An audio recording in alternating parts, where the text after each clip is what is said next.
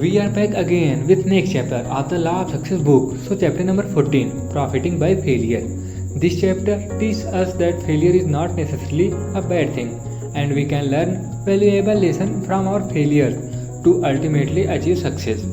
The main idea of this chapter is that failure is a natural part of the journey to success. Instead of being disregarded or giving up when things don't go as planned, Napoleon Hill encourages us to view failure as opportunity for growth and learning.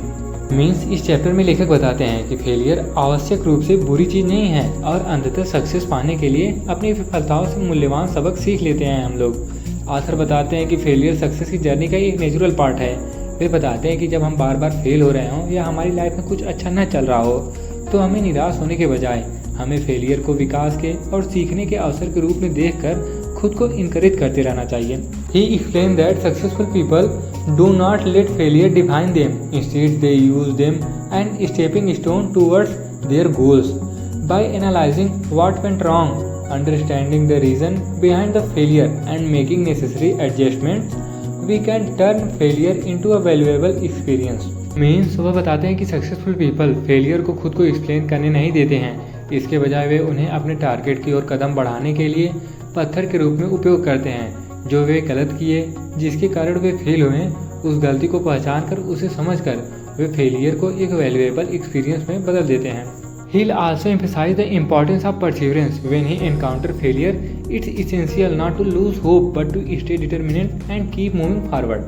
He shares a story of successful individual who faced setbacks but refused to give up, and ultimately their perseverance led them to success. Means हिल दृढ़ता के महत्व पर जोर देते हैं। जब हम फेलियर का सामना करते हैं तो यह इम्पॉर्टेंट है कि हम अपना होप ना खो दें बल्कि दृढ़ता से आगे बढ़ते रहें। आथर ऐसे कई सफल व्यक्तियों की कहानी साझा करते हुए बोले कि वे कई बार फेल हुए पर उन्होंने हार नहीं मानी और आगे बढ़ते रहे। अंततः उनकी दृढ़ता से उन्हें सफलता मिल ही गई। सो चैप्टर नंबर 15, टॉलरेंस, सहनशीलता। In simple language this chapter stresses the importance of understanding and accepting others' different views and beliefs. It emphasizes that people should be avoid prejudice, be open-minded in all their dealings with others. Prejudice and intolerance can cloud our judgment and prevent us from seeing the truth or opportunities that may be present. यह chapter दूसरों के difference thoughts beliefs को समझने और accept करने की importance पर जोर देता है। आथर हमें बताते हैं कि हमें दूसरों के साथ खुले विचारों वाला बनकर रहना चाहिए। वे बताते हैं कि इनटॉलरेंस के कारण कभी कभी हम कई बातों से और सच्चाई से या अवसरों को देखने में रहित हो जाते हैं। The chapter teach that being intolerance toward other not only harms relationship but also hinder personal growth and success. Intolerance often lead to conflicts, resistance and missed opportunities. Means यह चैप्टर हमें बताता है कि दूसरों के प्रति इनटॉलरेंट होना न केवल रिलेशनशिप को हार्म पहुंचाता है बल्कि पर्सनल ग्रोथ और सक्सेस में भी ऑब्स्टिकल उत्पन्न करता है। In contrast, tolerance lead to better understanding, harmony and corporation. It makes it easier for us to work with other towards common goals, thereby adding in our journey towards success.